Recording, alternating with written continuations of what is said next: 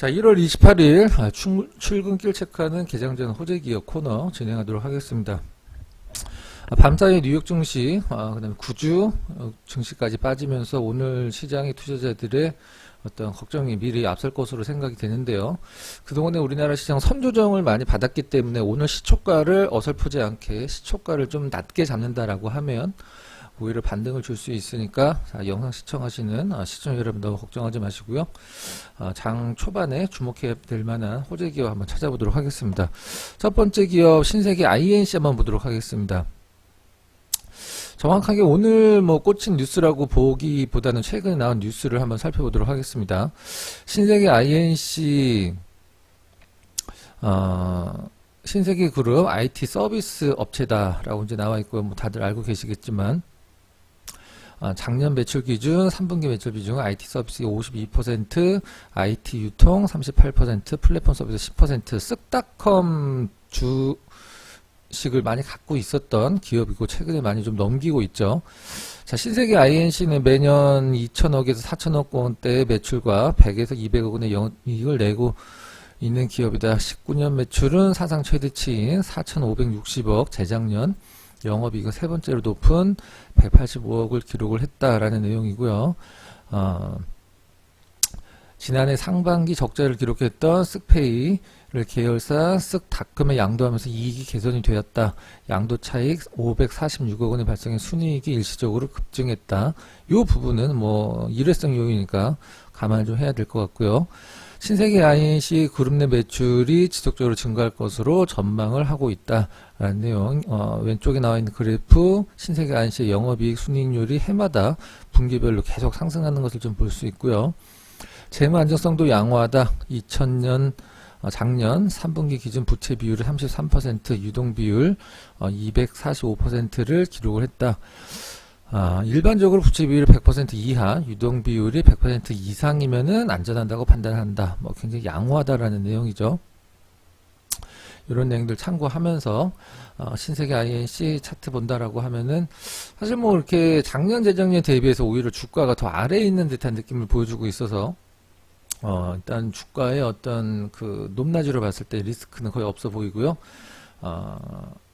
최근에 3일 연속 좀 조정을 좀 받으면서 사실 3일 전에는 오늘 기준으로 3일 전에는 오르긴 했었습니다만 장중에 좀 밀렸죠. 오늘 우리가 흔히 얘기하는 양봉을 좀 뽑아주는 흐름 나올 가능성이 상당히 높은 그런 자리라고 좀 보여주네요. 외국인들 기관 수급은 기관은 이제 많이 팔았기 때문에 오버행이 크진 않을 것 같고 외국인들 단기적으로 좀 매도를 해서 그 흐름에 따라서 좀 떨어진 것 같아요. 첫 번째 종목 신세계 INC 말씀드렸고요. 관심 있게 시초가 너무 높지 않다라고 하면 관심 있게 보셔도 큰 무리는 없을 것 같습니다. 자, 두 번째 종목 LG생활건강 보도록 하겠습니다. 자, LG생활건강 타이틀서부터 한번 좀 같이 읽어보도록 하겠습니다. 대신증권에서 나온 건데요. LG생활건강 목표가 200만원으로 상향 조정한다. 200만원 더 올린다가 아니라 200만원으로 현재 LG생활건강 현재가 160만원이죠. 대신증권 최근 화장품 생활용품 관련주들의 주가 상승으로 LG생활건강의 목표 주가를 200만원으로 상향한다라고 발표를 좀 했습니다. 지난 4분기 연결 매출액이 2조 944억 원으로 전년 대비 4%, 전분기 대비 1% 증가를 했다. 영업이익은 감소했지만 전년 대비 6% 늘어난 2,563억 원을 기록을 했다는 내용. 중국 얘기 좀 나와주고 있고요. 면세점 판매액이 5조 원을 기록했다라는 얘기, 이런 부분들. 면세점은 사실 특별한 부분은 좀 아니죠. 정리되는 부분을 좀 읽어보도록 하겠습니다. 황유정 대신증권 애널리스트는 중국 현지 언론 보도에 따르면 2022년 중국 하이난선 면세점 목표액은 1,000억 위안, 우리나라로 17조 원으로 알려졌다. 중국 정부의 대대적인 지원 정책에 코로나19 영향이 더해져 글로벌 소비 시장에서 중국의 영향이 전례 없는 속도로 확대되는 만큼 LG생활건강 주요 브랜드들의 견조한 중국 현지 수요와 대응 능력에 대해 재평가 필요하다. 화장품은 역시 뭐 중국이죠. 자, 기술적 분석 한번 보도록 하겠습니다. 주가가 최근에 뭐 오른다 싶으면 좀 조정을 받고, 오른다 싶으면 조정을 받고는 있긴 합니다만은, 추세 자체는 뭐 굉장히 긴 시간 동안에 우상향을 좀 기록을 좀 하고 있고요. 아무래도 시가총액이 25조 원이 넘다 보니까 외국인들 기관 수급 중에 하나가 중요할 것 같은데, 누구의 수급을 따르느냐가 굉장히 좀 뭐 중요할 것 같아요. 딱 봐도 외국인들 수급을 좀 따라주고 있죠. 외국인들이 매수하면 올라가고 매도하면 떨어지고, 최근에 외국인들의 작년 4분기서부터 만만한 매수세로 LG생활건강의 주가도 만만하게 좀 상승을 좀 하고 있는데, 최근에도 뭐 매수세에 조금 약간 좀 힘을 좀 싣는 듯한 느낌이긴 합니다만은, 어제 그제는 약간 뭐 소강 상태로 좀 들어갔다라고 좀 보시면 될 것 같네요. 거래량도 점점 늘어나고 있고, 주봉으로 봤을 때, 추세 추종으로 봤을 때 아직 위쪽 방향은 열려 있다라고 보여주겠네요. 시장이 오늘 뭐 그렇게 급락하지 않는다라고 하면 뭐 길게 보다는 단기적으로 이렇게 나빠 보이지 않는 기술적 분석을 좀 보여주고 있습니다.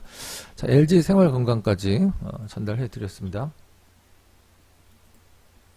자, 세 번째 종목 S1 되겠습니다. S1 한번 살펴보도록 할게요. 타이틀 같이 좀 읽어보도록 하죠. 자, S1 코로나19에도 성장은 지속된다. S1 건물관리 부분 전사업 점진적 회복이 기대가 된다. 이베스트 거 한번 읽어보도록 하겠습니다. 자, 이베스트 투자증권은 S1에 대해 건물관리 부분이 지난해 4분기 실적을 견인했다. 올해는 건물관리 부분을 포함한 전사업부가 점진적 회복세를 보여줄 것이라고 전망했다. 투자 의견 매수와 목표가 11만원 유지. 목표가를 올리진 않았고요. 목표가를 유지만 좀 했네요. 지난해 4분기 S1의 매출액은 5,800억 원, 영업이익은 461억 원을 기록을 했다.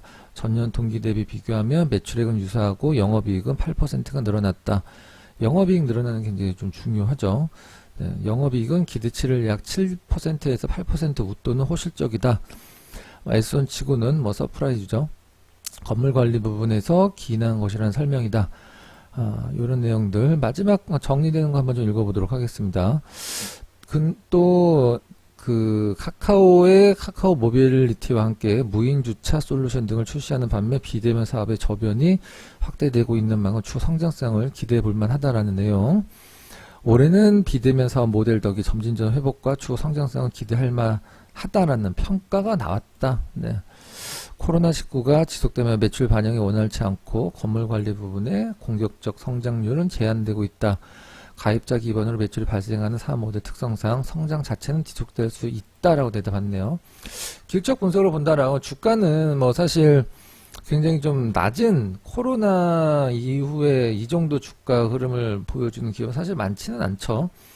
거래량도 뭐 그렇게 많은 기업은 좀 아니기 때문에 주가 흐름이 이렇게 아주 추세적으로 잘 움직인다라고 보여지지 않는데, 단기적으로 움직일 때는 그래도 좀 핫한 흐름도 좀 보여주는 느낌을 좀 주네요. 최근에 거래량은 좀 이렇게 특이한 부분은 없긴 합니다만은 호재성 뉴스들, 리포트들이 나오면서 반등의 어떤 그 모습을 좀 보여줄 수도 있다라는 생각이네요. 주가 리스크는 뭐 지금 멀티플이 그렇게 높지 않기 때문에 그렇게 부담이 없긴 합니다만은 큰 재미는 없는 기업이지만, 또 이런 기업들이 시장이 안 좋을 때 대안으로 올라갈 수 있는 부분들은 분명히 있죠. 최근에 주가 흐름도 한 달 정도 연초 들어서 만만하게 조정을 줬기 때문에 반등의 어떤 그 흐름을 충분히 줄 수 있다는 부분이네요.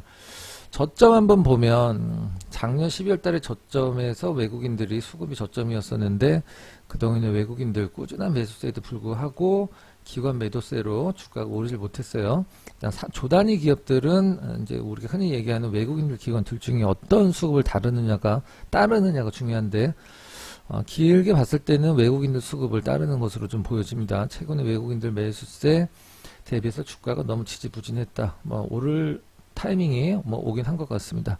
자, S1까지 전달을 좀 해드렸습니다. 자, 다음 종목 삼성물산 보도록 하겠습니다. 오늘은 좀 굵직굵직한 종목군들 위주인 것 같은데요. 자, 삼성물산 타이틀 한번 보도록 하겠습니다. 삼성물산 지배구조의 큰 변화와 특별 배당 가능성, 매수 의견, 신한금융투자. 삼성물산 최근 오르긴 했는데 아직 저평가다라는 타이틀이네요. 위에 거 한번 읽어보도록 하겠습니다. 삼성물산 지배구조의 큰 변화와 특별 배당 가능성 매수라고 나와 있는데요. 삼성물산에 대한 지배구조 관련 자금이 소멸 구간에 접어들었고 삼성그룹의 상속과 관련 윤곽이 연내 드러날 전망이다라며 목표 주가 타겟 프라이스 20만원을 유지하고 적극 매수를 추천했다.